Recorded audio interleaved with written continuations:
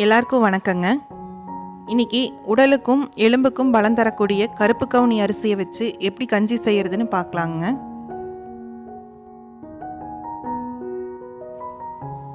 அதுக்கு தொட்டுக்கிறதுக்கு தூதுவளை சட்னியும் எப்படி செய்யறதுன்னு பார்க்கலாங்க. நம்ம 1 டம்ளர் கருப்பு கவுனி அரிசி எடுத்துருக்குறோங்க.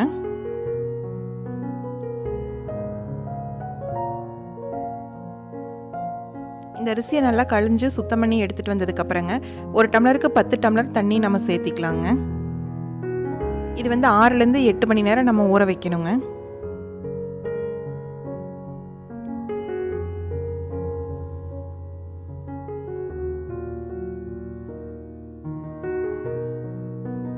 இப்போ அது கூடவே 1 ஸ்பூன் சீரகம் சேர்த்திக்கலாங்க.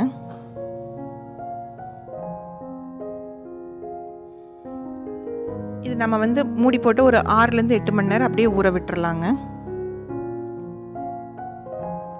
இப்போ இந்த அரிசி நல்லா ஊறிடுச்சுங்க. தண்ணியிலே கலரெல்லாம் பார்த்தீங்கன்னா மாறி இருக்கும்.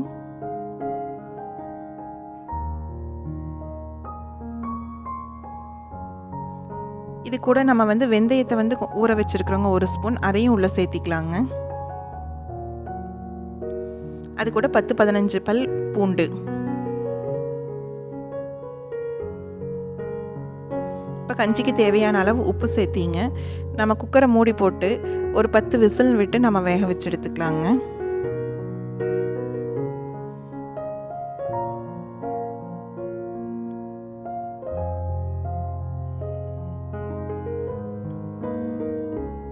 இந்த கஞ்சியை நம்ம தேங்காய் பால் சேர்த்தி செய்யறதுனால ஒரு முழு தேங்காயை அரைச்சு நம்ம கெட்டியாக பால் எடுத்துக்கலாங்க.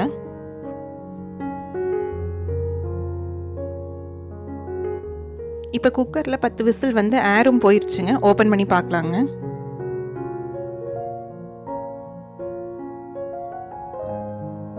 இப்போ பார்த்தீங்கன்னா பூண்டு, வெந்தயம், சீரகம் எல்லாமே நல்லா வெந்திருக்குங்க இந்த அரிசியோட சேர்ந்து.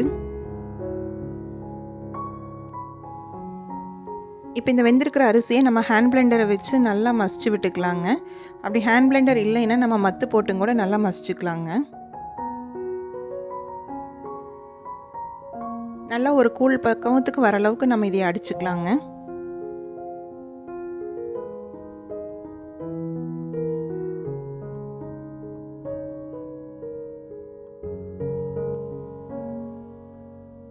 இப்போ இந்த அளவுக்கு நம்ம நல்லா மசிச்சதுக்கு அப்புறங்க நம்ம கெட்டியாக ஒரு தேங்காயை அரைச்சு பால் எடுத்து வச்சிருக்கிறோம். அதையும் இந்த ஸ்டேஜில் நம்ம சேர்த்திடலாங்க.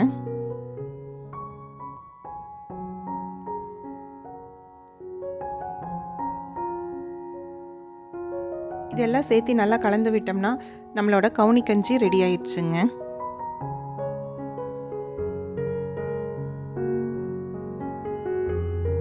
அவ்வளோதாங்க, நம்மளுக்கு உடம்புக்கு சத்தான கவுனி கஞ்சி ரொம்ப சீக்கிரமாகவே ரெடி ஆயிடுச்சுங்க. நீங்களும் வீட்டில் ட்ரை பண்ணி பார்த்துட்டு எப்படி இருந்துச்சுன்னு சொல்லி கமெண்ட்டில் சொல்லுங்கள்.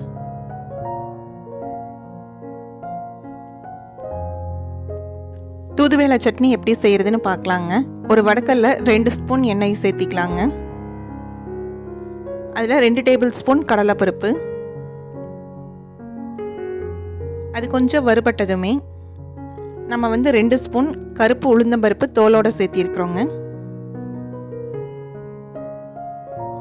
இந்த உளுந்தம்பருப்பு இல்லைன்னா நம்ம வெள்ளை உளுந்தம் கூட நம்ம சேர்த்திக்கலாங்க. அது கூட ஒரு 7 பச்சை மிளகாய். இது அவங்கவுங்க காரத்துக்கு ஏற்ற மாதிரி நம்ம சேர்த்திக்கலாங்க.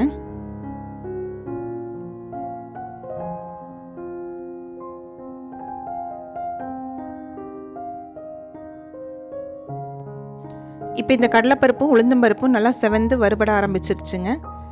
இந்த ஸ்டேஜில் நம்ம ஒரு கைப்பிடி கருவேப்பிலைகளையும் சேர்த்திக்கலாங்க.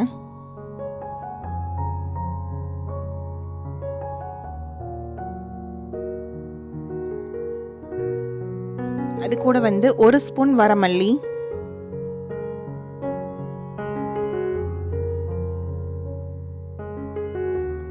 4-5 பல் பூண்டு,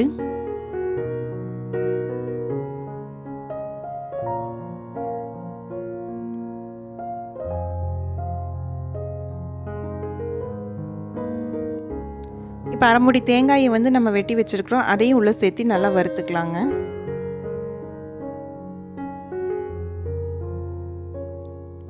இப்போ சட்னிக்கு தேவையான அளவு உப்பை வந்து இந்த ஸ்டேஜ்லேயே போட்டு நம்ம வறுத்துக்கலாங்க.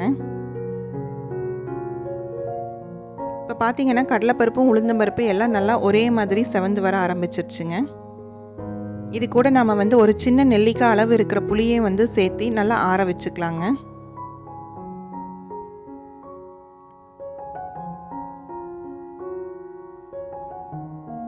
அதே வடக்கல்ல நம்ம 1 ஸ்பூன் எண்ணெயை சேர்த்திட்டுங்க நம்ம கழுவி சுத்தம் பண்ணி வச்சுருக்கிற தூதுவளை இலைகளை வந்து போட்டு நல்லா வணக்கி எடுத்துக்கலாங்க.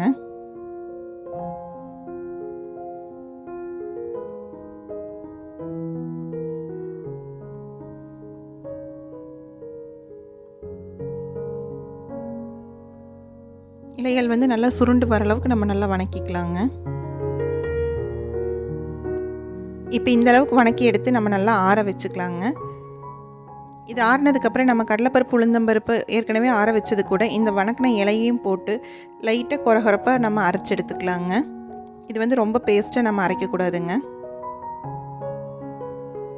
இப்போ பார்த்தா நம்ம சட்னி வந்து கொரகொரப்பாக தெரியுங்க. அவ்வளோதாங்க, நம்மளோட தூதுவளை சட்னி ரெடி ஆயிடுச்சுங்க. இப்போ நம்மளோட கருப்பு கவுனி கஞ்சியும் தூதுவளை சட்னியும் சூப்பராக ரெடி ஆயிடுச்சுங்க. நீங்கள் வீட்டில் ட்ரை பண்ணி பார்த்துட்டு எப்படி இருந்துச்சுன்னு சொல்லி கமெண்ட்டில் சொல்லுங்கள். இந்த வீடியோ உங்களுக்கு பிடிச்சிருந்ததுன்னா லைக் பண்ணுங்கள், ஷேர் பண்ணுங்கள், சப்ஸ்கிரைப் பண்ணுங்கள். கூடவே இருக்கிற பெல் ஐக்கானையும் கிளிக் பண்ணிடுங்க.